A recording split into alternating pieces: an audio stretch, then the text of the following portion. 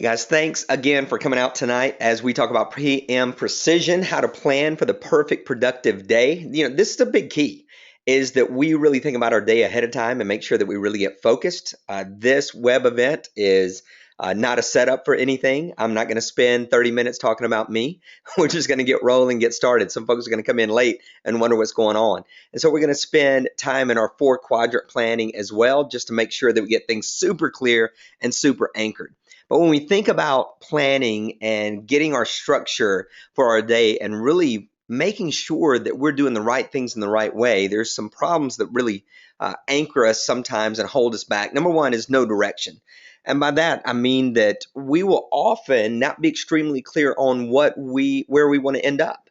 We might be, somewhere along the lines of I want to lose some weight, or I want to become more productive, or I want to feel like I got things done.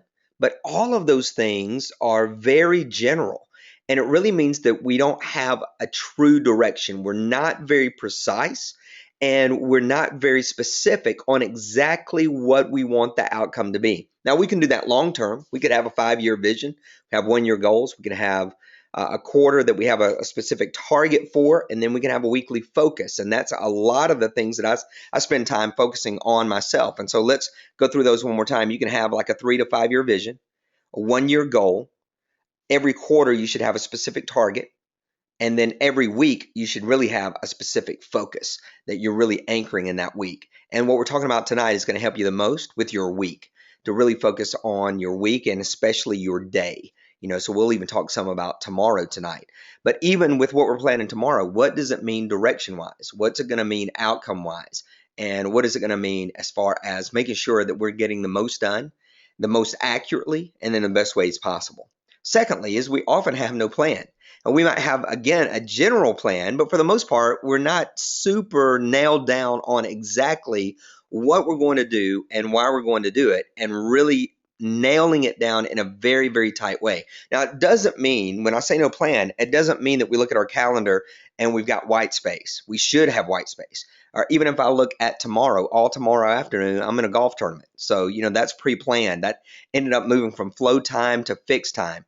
And it's already planned out. But I've got a very specific reason as to why I want to play in that tournament, because it's going to allow me to develop some relationships with some people that I need that deeper relationship with, that's going to foster even greater business. So there's still even a plan behind that somewhat. But a lot of the time, we're just filling up our calendar and we're saying that we're busy. We say we have a lot going on, but we don't necessarily have a plan associated with it in order to reach a specific level or a specific result. And then number 3, and sometimes this is the harshest, is that we don't have any discipline. We're just not disciplined. We kind of take things as they come. And this is especially true if we're involved in any sort of fitness regimen, where we will say, this is exactly what I'm going to do today, but then we end up not doing it. Maybe we don't work out as hard, or maybe we don't eat as right as we planned, but we end up not having the discipline that we want. And this is true of all of us, that we can be super excited tonight and make our plan and feel like tomorrow is extremely clear. We wake up in the morning and we feel like, wow, I don't want to do this at all. I'm not excited about this a lick, and I just don't want to do it. In fact, I made an audio this week over on my SoundCloud account talking about being unmotivated. I'd had all my plans that I made on Sunday night, woke up Monday morning, didn't want to do any of those. And so I had to come up with a little format for me to help me be disciplined. And that was that I was going to get up. I wasn't going to lay in bed. I was going to get up and at least start moving. Secondly, I was going to act up. And that meant that I was going to look over my list, some of the things that we'll even look at tonight. And I have things that I have to do that some are very quick and very brief, maybe only 5 minutes. And some of those might be, an hour. Well, when I act up, what I try to do is to get 2 or 3 of those 5-minute things in play immediately, so that I go ahead and take that action and I shift my mind from laziness or procrastination into movement and into actual results. So I get up, then I act up, and then finally I'll listen up. And some people do the listen up first. They want to listen to something motivational. They want to listen to someone that they believe in, or they want to listen to some, rah-rah motivational speakers, and it makes them feel super charged up. And all of those are pretty effective. My rule on listen up is that I want to listen to somebody who has done it, who has reaped a result, not someone who has spent their life pumping others up with platitudes of you can do anything you want, anytime you want, you just have to believe in yourself. But instead, someone who might say, you got to believe in yourself, but here's the actions you take, here's the actions I took, and then here was the end result. And they've got this big before and after shot, and that's who I want to listen to. So when I like discipline, I think about get up, act up, and then listen up. So maybe you want to use something similar in your own life as well. But those are really the three problems that we hit is often we have no direction, we've got no plan, and we've really got no discipline. So I'm going to give you some principles, and then we're going to put these principles in a framework that's going to allow you to plan out your day and to really tighten things up and to get super clear. All right. So the principles that we're going to look at is number one is that we want to get clear. We want to know exactly what it is that we need to be doing. Secondly, we want to get clocked. It means that we want to make sure that we put the exact time down. And then number three, we want to get framed. We're going to put down exactly how long this action is going to take. And then we're going to get our why. So that we understand exactly why we're doing what we're doing.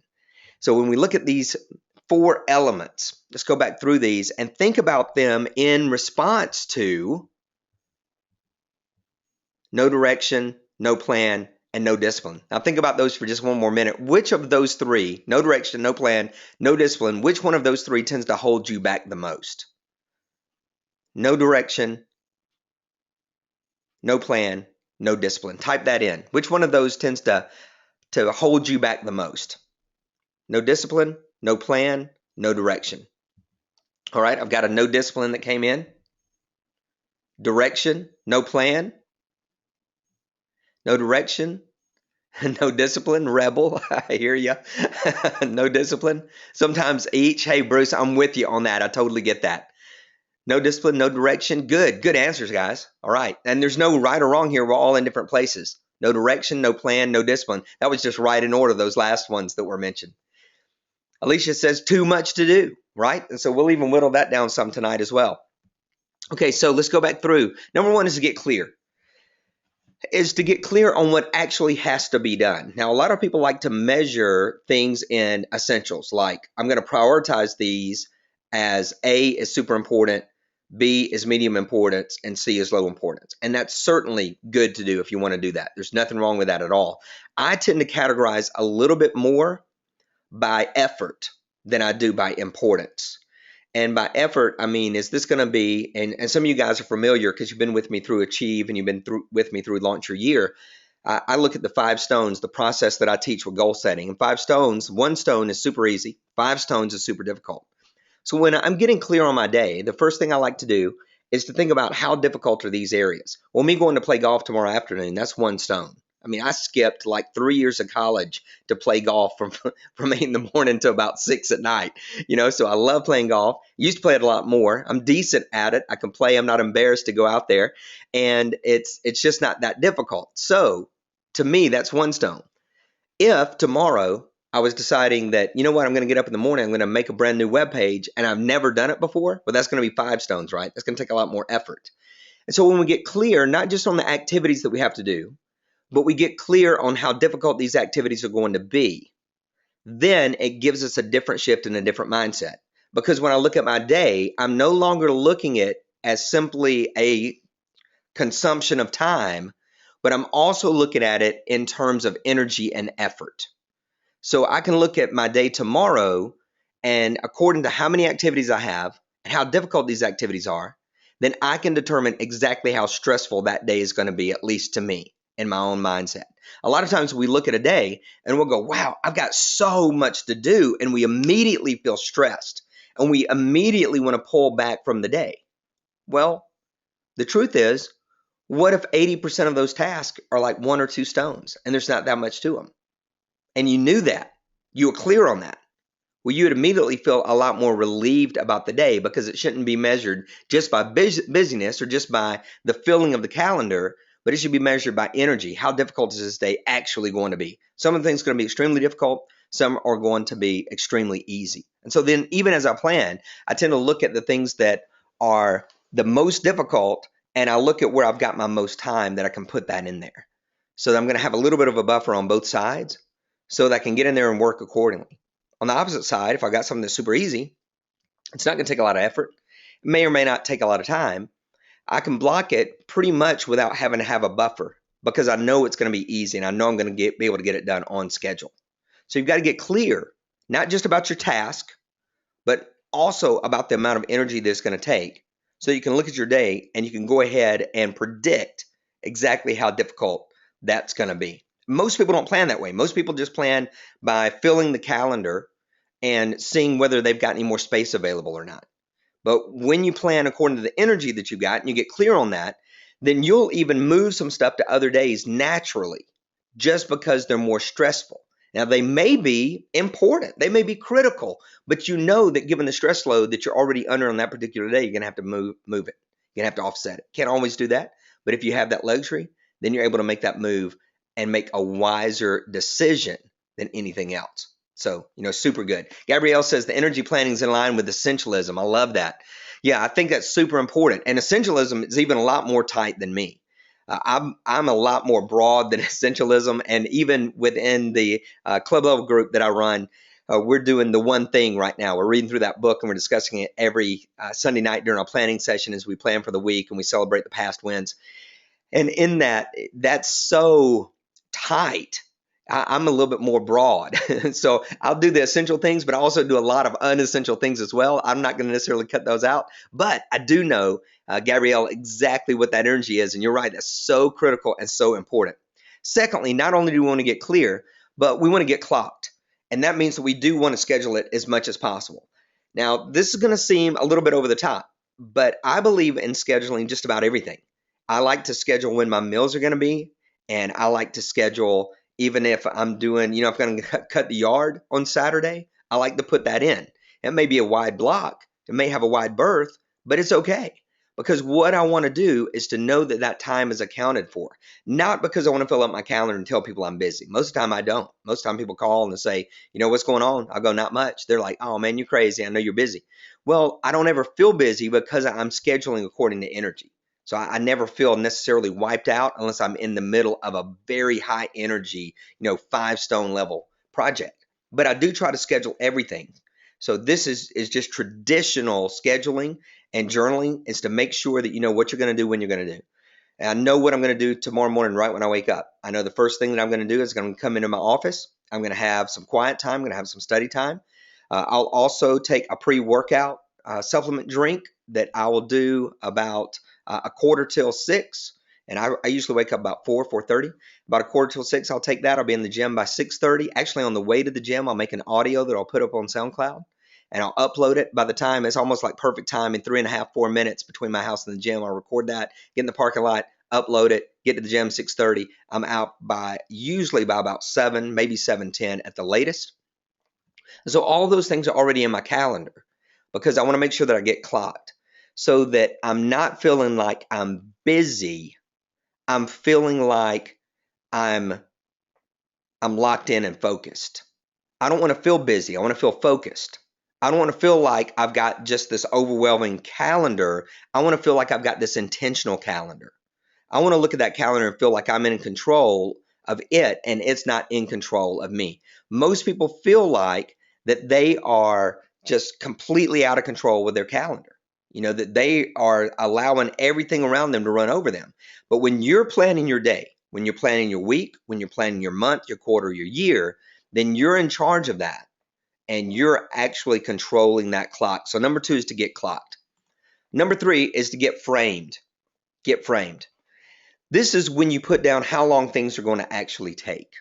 So it may be that you decide you're going to write a blog post and you're going to put that on the calendar. That's your what. And then you're going to put it on your calendar for 5 a.m. And now the frame is, how long is that going to take you? Is that going to take you 30 minutes? Is it going to take you an hour? Is it going to take you 90 minutes? It really just depends. So when you're looking at that, you've got to determine exactly how long that frame is going to be. Gabrielle asked a great question. Do you schedule buffer time in between time blocks? I do. In fact, let's see. Let's hop over here real quick. Let me turn my iPad on, and I'll show you exactly how I do that. Yeah, here we go. Let me make sure I get this showing. Sorry about this delay. Yeah, there we go. All right, so this is just a small example. Let's say that I'm working in a 60-minute block, Gabrielle. Then what I'm going to do is a 50-minute sprint, and I'm going to do a 10-minute chill. And in between those things, I change channels. And that means I'm going to change my mental, my physical, and my emotional state. So if I'm doing something that's very mental for 50 minutes, then I'm going to change channels and do something that's very physical for 10 minutes. That's going to allow me to chill. It's going to totally turn off those other sectors. But I do actually do a schedule that has some buffers in it. So let's talk about the gym. I'm going to schedule, getting ready after the gym, but I'm just going to be done with that by 7:30, let's say, period. I'll be back in my office in my chair by 7:30. I'm probably not going to schedule exactly how long it's going to take to shower, brush teeth, whatever, get dressed, but I know it's going to be done within that block, and sometimes that's the buffer block.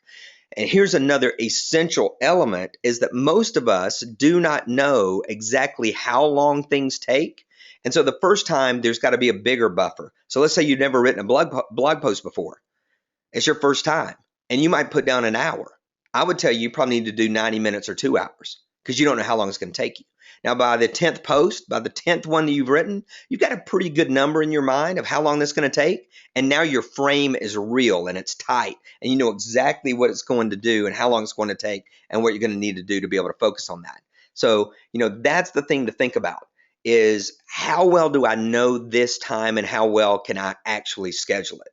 If it's rote activities, tasks that we've done over and over again, we should be able to time those within, I'd say, 5 minutes. Unless it's super tight, unless it's a shorter amount of time than, say 30 minutes, then we should be super tight with it. Whereas if it's a brand new activity, then we're going to have to go very broad and then we're going to come back to it. Yeah, so Patty asked a question that's very much associated with this. How do you block out time for learning something new in your business and how often do you do that? Patty, I do that a lot on Saturdays and Sundays personally. And what I will do is I tend to think in terms of disposable outcomes with something new. So let's make it something simple. Let's say I'm learning how to set up a blog. I would watch the videos and then I would take the steps in a way that didn't injure me, meaning I'd get a fake domain name and I would set up the hosting and all of that in a way that didn't matter so that if I failed, I wouldn't care, right? Now, let's say it's a workout. Well, then I'd watch the video and then I'd go and try that. So I usually block that out on Saturdays and Sundays. And I try to experiment with it immediately. The thing that's important about any type of learning that you can't simply read the book on or watch the video, you've got to actually take that action, right?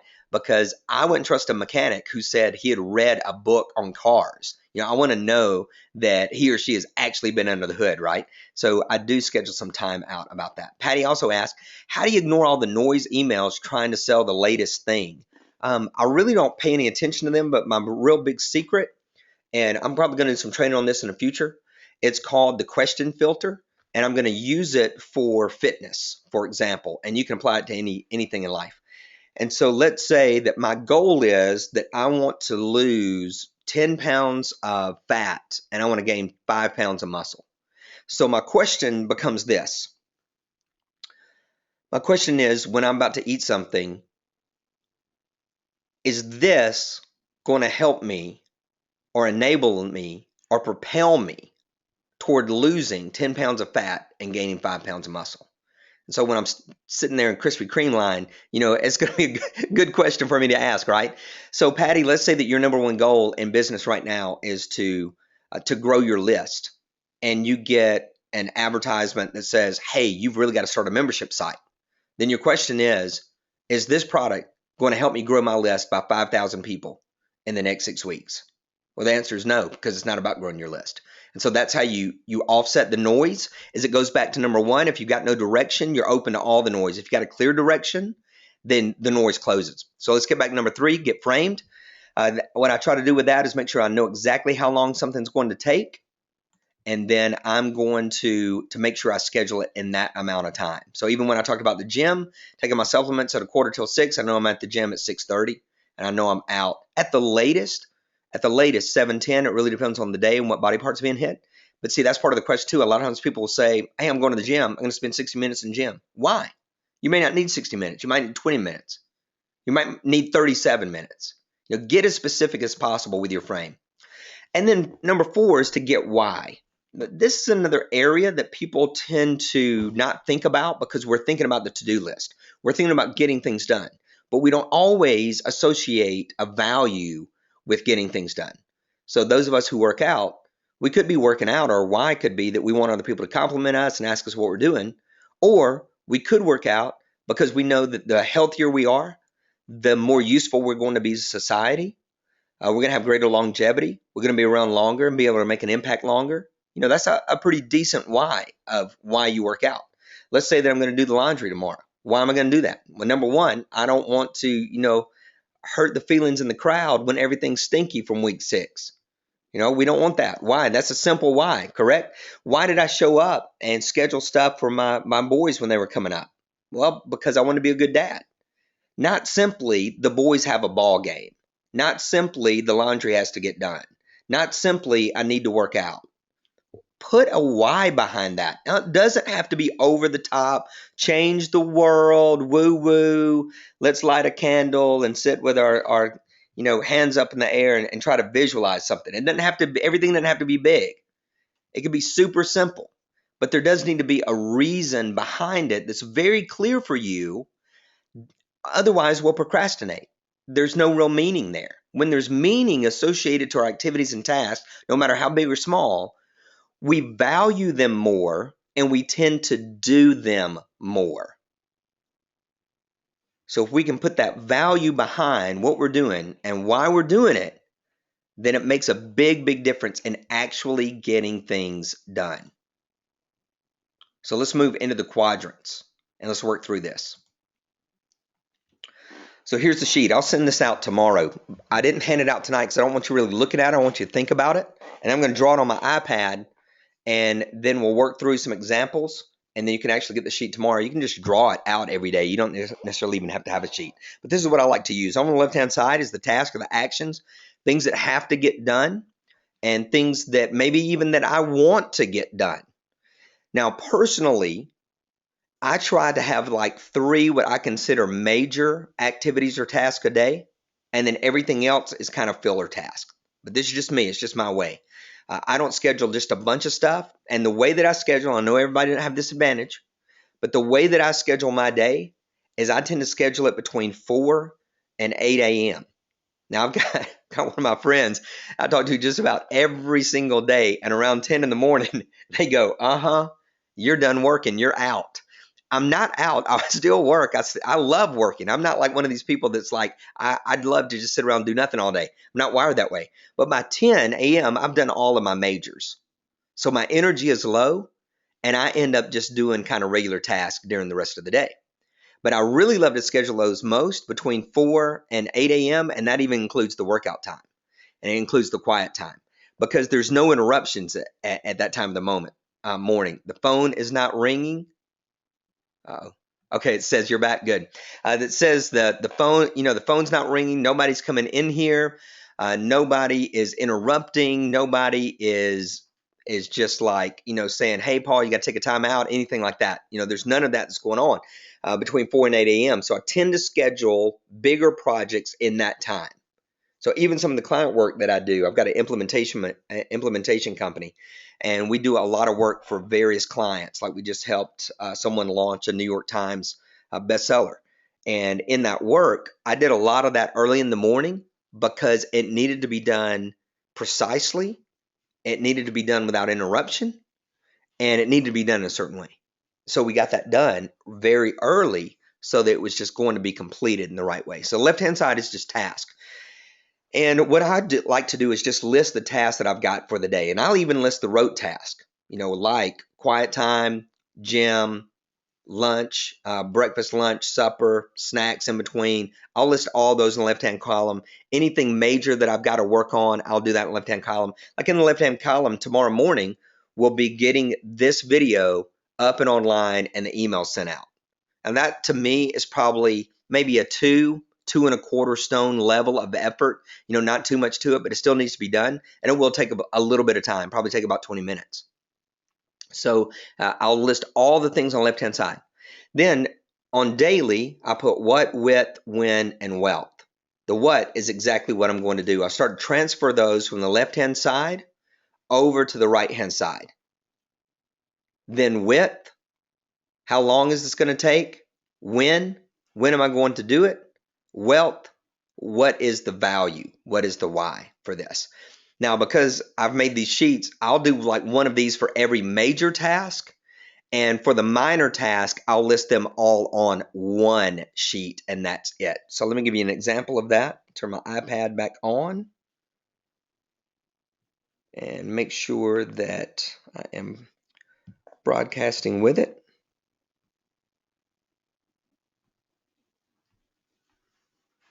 All right, just give me a quick yes if my iPad is showing up there on the screen. Cool. All right, perfect. Thank you. All right, so let me come over to a blank page. And let's see here. That'll work.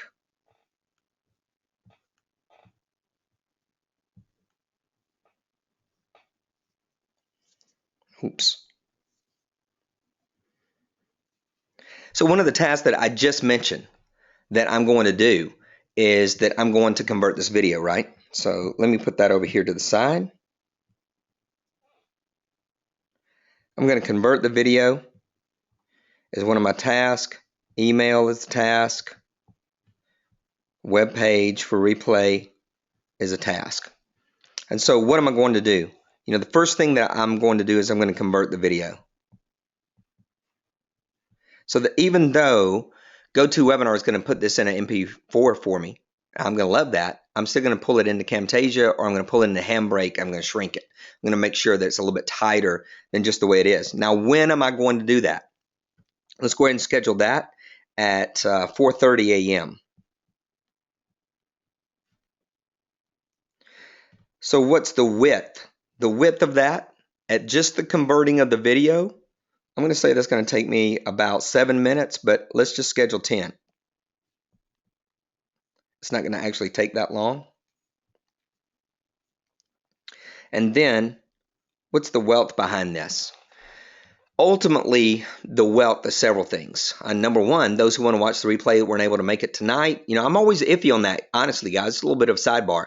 You know, when folks aren't willing to show up, I don't always feel like giving them a replay. I know everybody can't show up, but I just had a group that ran for a quarter, and a lady in Germany got up every Sunday night to be part of the Momentum group, got up every Sunday night at 2 a.m. to be part of the group. And you know, if somebody's at a wedding tonight, I get that. But you know, otherwise, folks not showing up, I don't always get it. You know, I'm kind of like, hey, let's make a plan. Let's stick to it. Let's get the value. Let's go out there and do it, right? You know, so that tends to be the way that I think. But the value on conversion is really impact. It's impact. One, I'll end up watching it again, so I'll be impacted by it. I'll look at it and go, wow, you know what? Shouldn't have done that. Shouldn't have said that. All right, let's make that a little bit stronger for next time. Or something will hit me that I'll go, you know what? I've been teaching that. I'm not doing it as strong anymore. I'm going to make sure that I get back into that. So it's going to impact me, and it's going to impact others. Those of you who watched it again, those who are watching for the first time, there's an impact in that as well, right? So I need to think about the wealth. Otherwise, I wouldn't do it. I'd be like, hey, good night, guys. Good luck. Hey, have a good time. But instead, there's a greater wealth here because this can have longevity. You know, that this particular content is really evergreen. It's not like it's just good for right now. Somebody could watch this in 50 years and still get value from it. So there's longevity. There's longevity. Then with the email that I'm going to write, that's going to take probably about 10 minutes. And then I'll test it, and then I'll send it out. So 10-5, we'll go 15 minutes on that. Did it in the wrong box over here. So email. And then I'm going to do that. Let's just say, you know, I'll do that about 4:45. And that's going to get me up to 5 o'clock with that 15. Now doing the email, what it's going to do, it's going to cause me to think about everybody who opted in. Everybody who raised their hand and said, hey, I want to come to this event. It's going to make me think about their needs. It's going to be making me think about what's it going to take to trigger them to get them to watch this video, to watch this training, to implement this training. You know, so it means connection.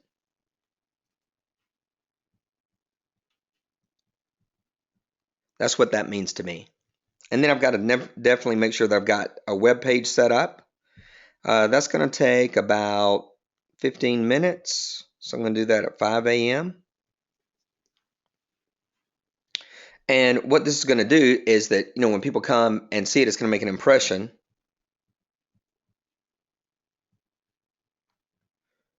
And if it's, set up in a way that looks good, it functions well, people might say, you know what? I need to listen to this guy some more. I need to follow this training. I need to get some more from him.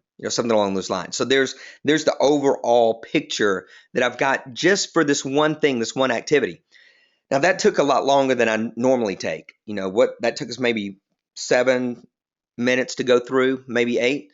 But usually this should be super fast for you and just flash, unless it's something brand new. And if it's something brand new, then this section, the width, is always going to be the toughest because you just don't know yet how long it's going to take, right? So you got to plan in that way. The second toughest for most people is really nailing down the wealth. What's this really, really mean?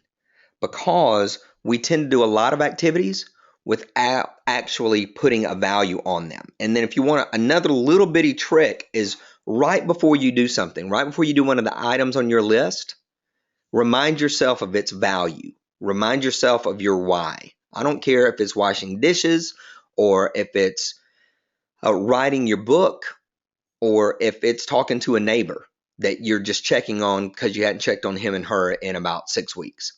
Always remind yourself of your value and your why when you're planning the day. And then you're going to take all of these things, and make sure that you're putting them in the calendar. So I'll write all this out the night before, transfer it to my calendar, and when I wake up in the morning, boom, it's all there. Now, even in the calendar, what I'll do is, since I've got this 4:30 call time for the video, so let's say that my calendar, so it has 4:30, and 5.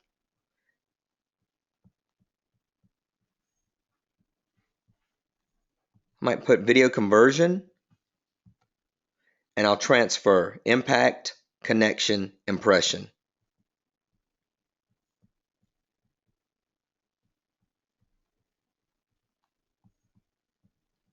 Most people, when you look at their day journals, you don't see them writing down why they're doing what they're doing. All you see is a bunch of blanks filled in with tasks, but not a bunch of blanks filled in with why.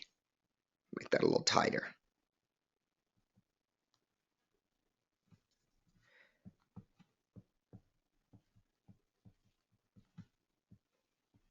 So when you're planning your day, don't just put down your task, but put down what you're going to do,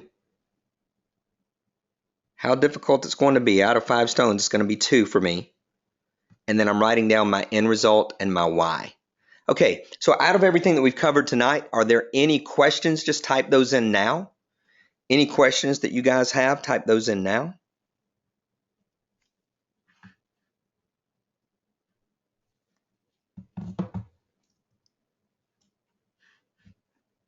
If you need clarity on anything on this sheet.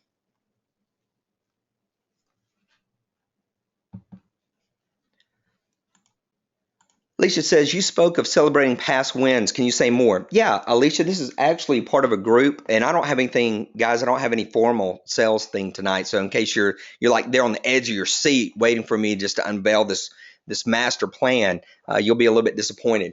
But I run a group every Sunday night called Momentum.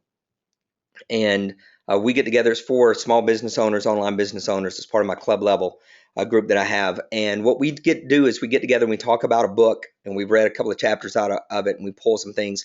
And then we go around and we celebrate the past wins. And that means that anything in the past week, any of these things that we've scheduled, what was some of the biggest wealth created? What was some of the biggest impact created? What was it that a challenge that you overcame? What was it that you didn't think you were going to get done and you got it done?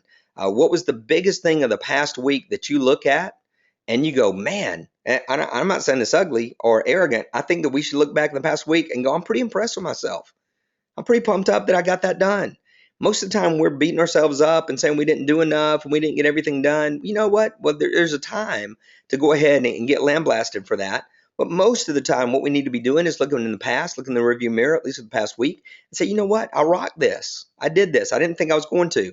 You know what? I said I was going to type 100 pages in my book. I got 50 done, but at least I got 50 done. We need to celebrate those kind of things. Gabrielle asks, how do you deal with distractions external? Give me some examples, Gabrielle. Type those in. I'll come back to you. Hey, thanks, Bruce. Bruce says, good system, better than I've seen before. Thank you. Hey, Jay, I'm using Keynote. I'm using Keynote on my regular Mac, and I'm drawing on my iPad.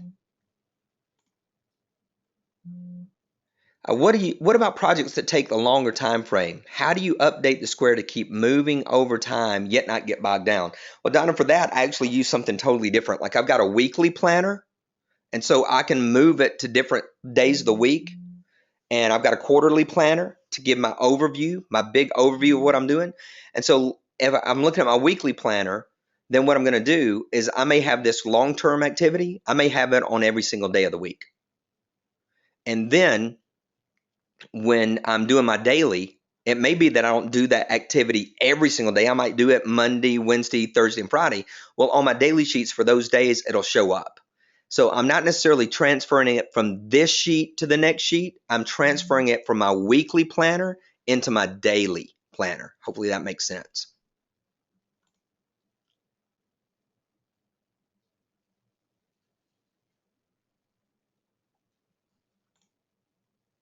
Can I review 1 and 2? Christine, are you talking about like all the way at the beginning or at the notes in the middle? Let me just go back through real quick. This one won't take but a second. So there were 3 principles: no direction, you don't know where you're going; no plan, you don't know how to get there; and no discipline. Even if you had a plan, even if you had direction, you wouldn't make it. And the principles, number 1, get clear. Know just how difficult this activity is going to be. You're going to know what your activity is. And then you're going to make sure that you're also super clear on how much energy that's going to take. Number 2 is you get clocked. You know exactly when you're going to do it. You get framed. You know how long it's going to take. And you get why. You make sure that you understand the value. Patty says, are you done by 10 a.m. every morning? I'm really never done, Patty. I've been accused of like not being able to shut down. But as far as my main projects, I would say, yeah. I'd say I'm done by 10 most days, maybe earlier with major projects for sure. Hey, Donna, on my iPad, that is Paper 53 is the app. Paper 53. Yeah, Gail, Get Clear is really all about making sure that, and what I just mentioned a second ago, and you may have, this may have been come in before I actually answer that, but to get clear is to know exactly what you're going to do and know that amount of energy it's going to take. Not the amount of time necessarily, just the amount of energy. Okay, Gabrielle, good. She says client emails, phone calls you have to take, etc. When it comes to that, when it comes to client emails and phone calls that you just have to take, that's one of the reasons that I plan big projects early in the day when I can control my time. I look at 2 facets. I look at fixed time and flow time. Flow time is what I can absolutely control. Fixed time means that it's controlled by somebody else. So with flow time, who's going to contact me between 4 and 8 a.m.? Probably nobody. I don't hardly have any friends that are awake. I mean, if they are, they're going to their job, right? So I'm not going to be, nobody's going to be calling me. Then when it comes to taking client phone calls, I set the precedent ahead of time. So I've got some pretty, what I would call high-level clients, got some 6-figure clients, and even they don't just call and expect me to pick up the phone. They have to schedule a time. I use Schedule Once, and they will schedule a time to talk to me. Or if it's like urgent, then I usually say I'll get back with you within 90 minutes. And so they might text me and said, hey, do you have any time to talk today? And these, so I don't set up client relationships in a way that says, man, I'm just sitting there waiting. to make sure I get your call. But now that's the arrangement in my business. I know everybody doesn't have that luxury, so I'm not speaking in a way that I'm expecting everybody to be able to set those same rules. But let's say that you got phone calls that you do have to take. Then you can let clients know the best time to call is between 10 a.m. and noon and between 2 p.m. and 4. So you could say something along those lines and kind of train them on that. Client emails, even the same thing. I let people know when I'm going to be answering so they can be looking at it from that standpoint so that I'm not constantly in this mode of I'm going to get back with you immediately. Now, again, this is me personally, but if I had a client that expected that immediate availability all the time, I probably triple, maybe quadruple my fee and say, yeah, I'll be available to you, but here's the price on that. So you have to block that time out as well. Christine says, daily distractions such as family expectations and responsibility. I put those actually in fixed time so that when my kids had a game growing up and I scheduled that, it was just fixed, so that was gonna take place regardless. Now let's say that it was 3:30 in the afternoon, the boys came home from school and they're all screaming, but I had a project that was going to go till 4:30. Then I put a sign on my door and it would say, hey, daddy's got to work till 4:30. So that way it was kind of understood. Now I spent a crazy amount of time with them growing up. I was at every single field trip that, before they told me I wasn't welcome because of my ADD. But other than that, I got to go on almost everything, so it was super fun. So as far as family expectations and things like that, Christine, is there comes a point where you have to talk with your family and just say, this is my work, it's what I have to do. And sometimes I'm going to be able to leave it immediately, and sometimes I'm just not going to be able to. So you have to have those types of conversations. Do you use a chart to lay out rewards and results? And this is from Jay. Jay, everything to me is really about results. I don't think too much about rewards. I don't know. That's never been a facet for me. I've never wanted like this thing, like I get this new computer if I reach X level. Some people are really driven by that. And if that works for you, go with the rewards like crazy. Rewards have never meant anything to me for some reason, not my wiring, but results do. If I'm able to really crush it and get something done in less time, that's always been a driver for me. Time has always been a driver. So this is going to sound super nerdy, but let's say that I decided in the morning I'm going to get up and I'm going to do a new Photoshop graphic. And I'm thinking it's going to take me an hour. And I'm like in the zone and get it done in 35 minutes. That result to me is like phenomenal because I just saved 25 minutes of life. So that's the way I tend to measure things. But I don't use a chart or anything for it.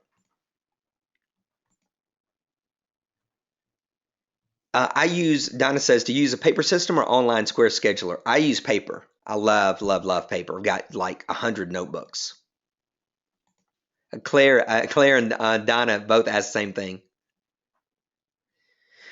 Les asked, what does your monthly and larger planners look like in comparison to the daily matrix? I don't have those with me tonight. Actually, and if you want them all, you can get them all. And this isn't like any elaborate sales pitch. I'll just tell you, if you'll go to launchyouryear.com, I'll type it in. HTTP.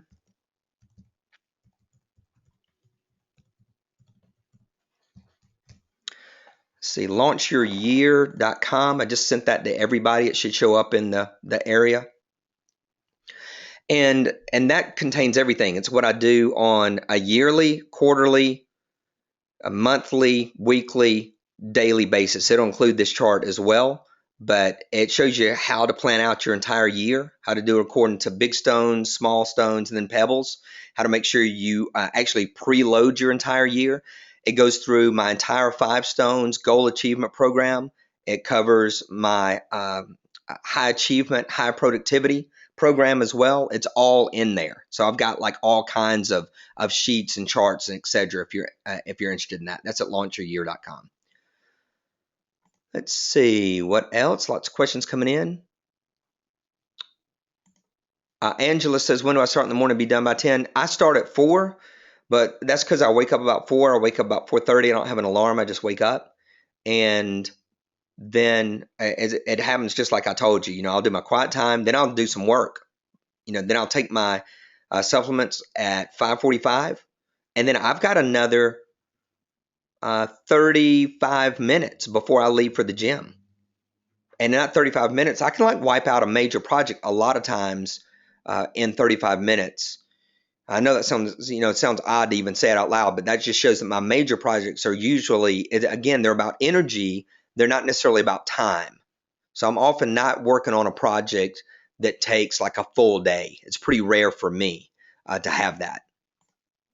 Kathleen says, great info as always, super inspirational. Thanks, Kathleen. Patty says, how often do you check emails during the day? I probably check emails, Patty, just about all the time. I mean, I'm pretty constant with it, especially after 10 a.m. I would say that I check at 8 a.m. just to see where I am and see if anything needs to be answered. And then I check about 10. And then after 10, when I'm just working on small projects, I just keep them open in my windows. And if I see a new one come in, I'll go over and check it, and then I'll knock it out. Now, a little sidebar secret on this, and everybody won't like this approach if you're doing it with them, but I don't write in paragraphs, and I don't write any stories, and I don't really read long emails. So if somebody sends me a super long email, I might reply, and it'll say summarize, and that's it. That's all I'll say is summarize. And then if I'm answering an email, it's super brief. Like if you've got an email from me personally answering one of your questions, it was one of two things. It was either 2 or 3 sentences, or it was an audio. And I either use audio, or I'll use like Camtasia or Snagit, and I'll draw a picture on my screen around your question, and then I'll record it. I'll record the answer, and then I send that to you, because I'm going to talk a lot faster than I'm going to type, and I'm going to give you a lot more in a minute of talking than I'm going to give you in a minute of typing, for sure.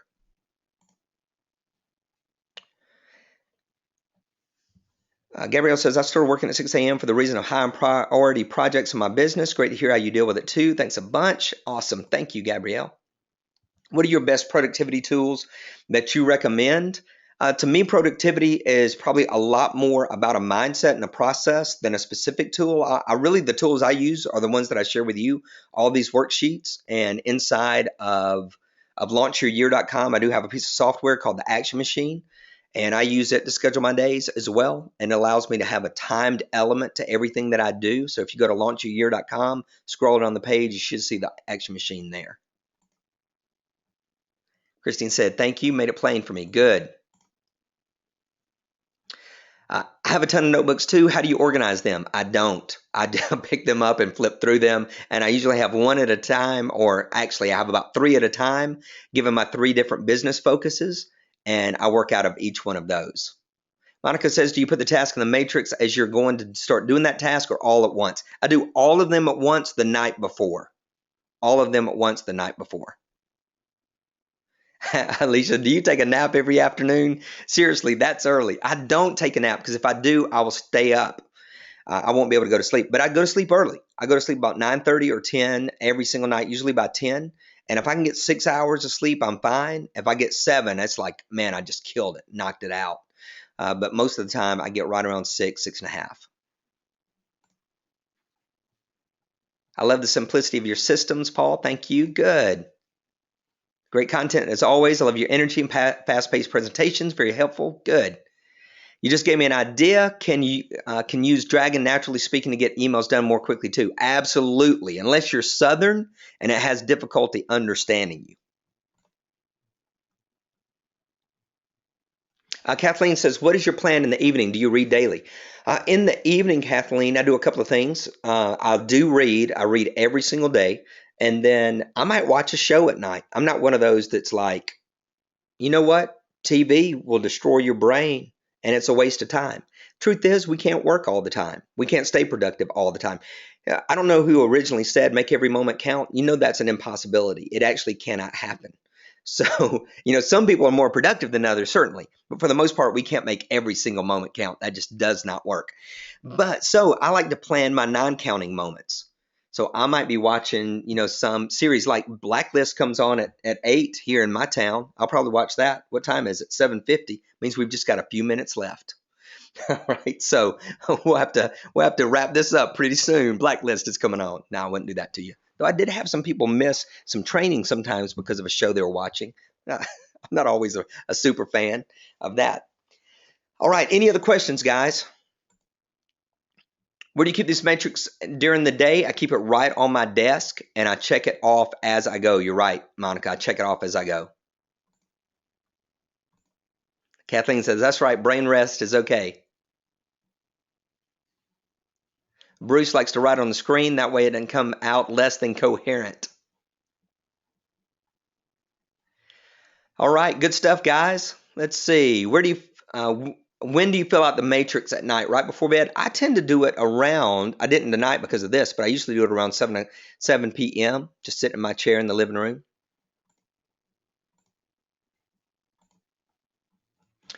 Good times, guys. All right. So, one more. Have you tried highlighting as you finish to celebrate your wins instead of crossing it off?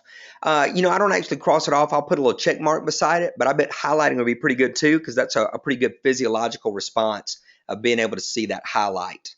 Guys, if you want more, go to launchyouryear.com. Grab the whole thing. It's like $97.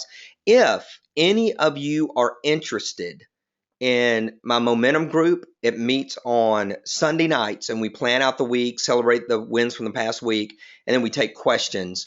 As most of these folks are in online business, and we take questions about where you're stuck. Do you need help with your funnel? Do you need help with your sales page? Do you need help with your product, etc.? If anybody's just interested in learning more about that, just email me at Paul. I'll put this in.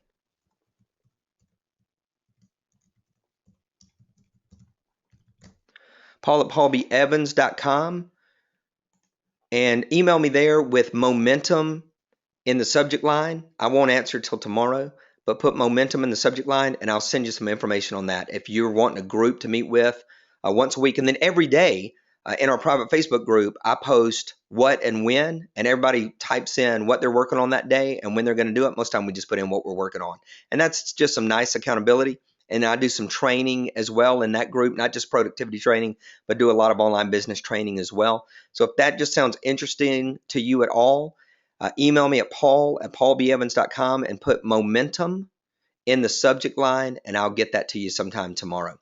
All right, guys. Hey, thanks for coming out tonight, and I will send this replay out tomorrow. As always, success is not an accident. Be blessed.